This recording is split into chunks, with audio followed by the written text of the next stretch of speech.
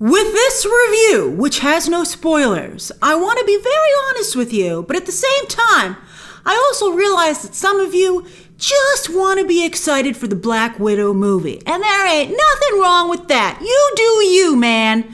So what I'm going to do is I'm going to split this review into two parts, and we're going to start with the positive, what I think is awesome about Black Widow, and then you can peace out if you don't want to hear what I think is less than awesome. All right, so here, and again, no spoilers. So here's what I loved. As I tweeted, the first 2/3 of this movie are very raw, and some of you are like, what do you mean by that, Grace? What I mean is not slick. The movie gets real. Visually, the first 2/3 of the film are very rough around the edges. Kate Shortland, the director, really brings her indie aesthetic to the table, and I appreciated that. And the opening credits, oh my gosh, I teared up. They are straight out of a news channel expose or documentary. Very, very strong. In fact, even during the press conference, someone brought them up because they were that striking. Also, I mean, I'm not going to ruin what they were because, again, I said no spoilers, but I couldn't believe they were in a Marvel movie. It was very cool. Also, never have I seen not just so many female characters in an action movie, period, the ratio of women to men, but I have never seen so many that didn't care what they looked like. It was very freeing. I thought it was awesome. I'm talking hair, makeup, clothes, although this is funny. You know how I always say who's doing blowouts at Avengers Tower? Who's doing braids in the Red Room? Are they like in a braid circle? I would think it would be a dead giveaway for Black Widows in the field, though. If you saw a woman with lots of braids in her hair, to the point of sometimes being like too many, you'd be like, that's a lot of braids. It must be a Black Widow assassin. All right, so anyway, it's a funny running gag if anybody wants to make any Black Widow sketches. All right, so anyway, what a woman looks like is not what this movie is about.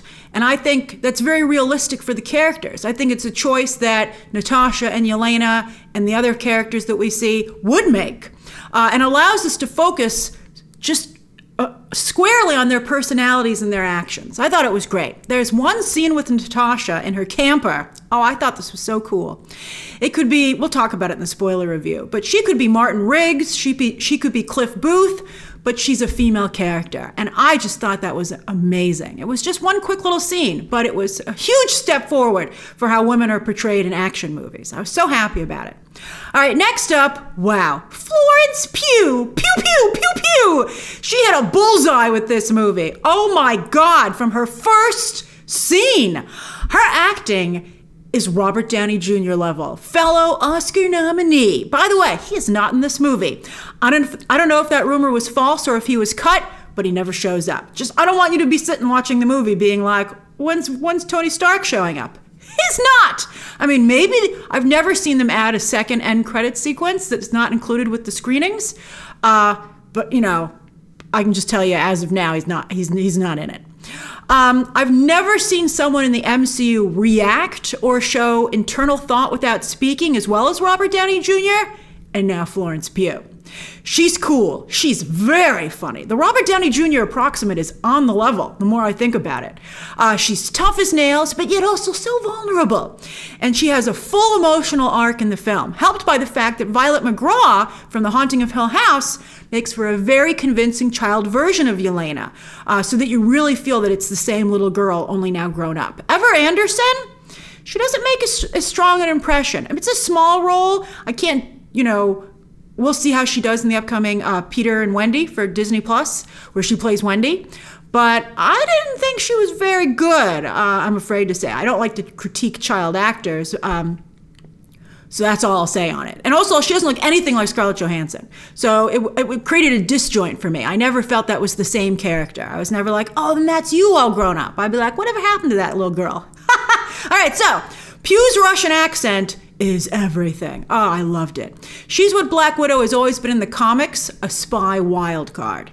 But she's so funny. I can't undersell how funny she is. She was fantastic. And the style of her humor is so social media. Florence Pugh has an army of fans on Twitter, etc. The same people who love Wanda and Loki. They're going to eat this up. Eat it up with a spoon. She's like one of you. It was incredible. So well done. Yelena Belova is going places.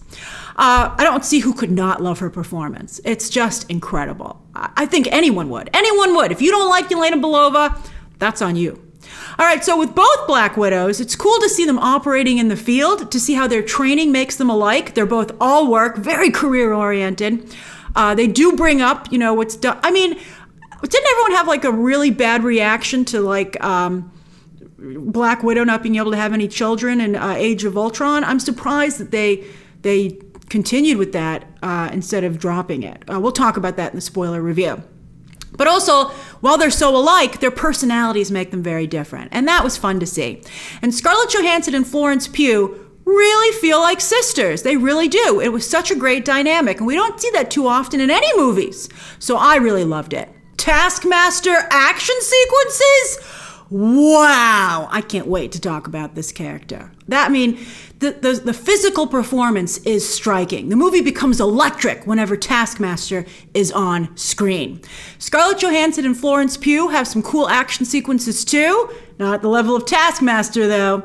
But they're very convincing as a lead assassin. So that was great. I mean, you could really feel the blows. That was cool. And then the end credit scene, while on the small side, is also really well done, and it keeps very much in tone with the whole movie. It feels like it should be the end credit scene to this film. And it ends the movie on a very solid note. I think people will leave the theater talking about a lot of stuff, but this will certainly be one of the things they're discussing.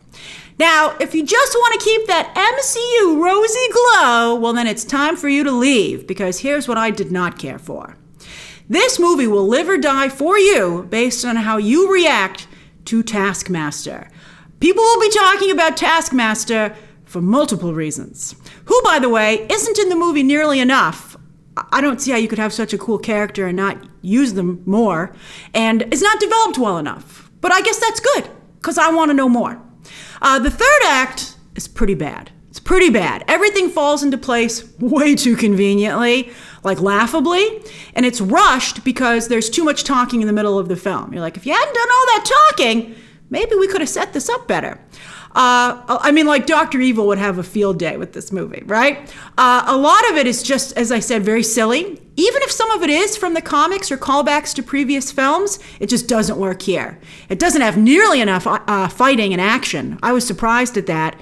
And it's a CGI mess. I mean, it just goes like full cutscene from a video game. And there you know, and I love cutscenes, but you know you're watching something that's fully animated. And often here, there are often things in the third act where I'm like, I don't think any of this is real. And on that note, the CGI is very noticeable throughout the film, including the use of CGI stunt doubles. There were a couple of times, CGI stunt doubles in cars. There were a couple of times, maybe it won't be as noticeable on the big screen. I watched this as a screener at home. I was like, oh, that's a CGI. That's not, that's not Scarlett Johansson anymore. That's a CGI double. I mean, I really noticed it. Also, since Natasha is not enhanced, forget Vormir, she never would have made it to Vormir.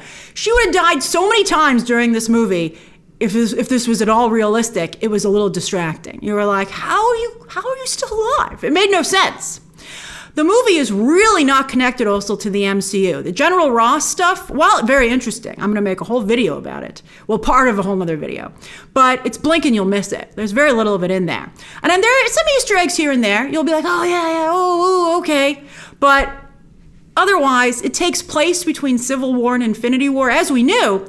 But it's an MCU pocket, and it feels very much like you're in a pocket. Very what I did during my fugitive vacation. That's quite an interesting essay, Nat. Thank you for sharing with the class. Finally, David Harbour is a clown in this movie. A total clown. And I really like David Harbour. I like David Harbour a lot. And so I felt kind of bad for him. And I was surprised that no one, while they made the movie, was like, maybe we should give this character a little more dignity. I mean, I would have.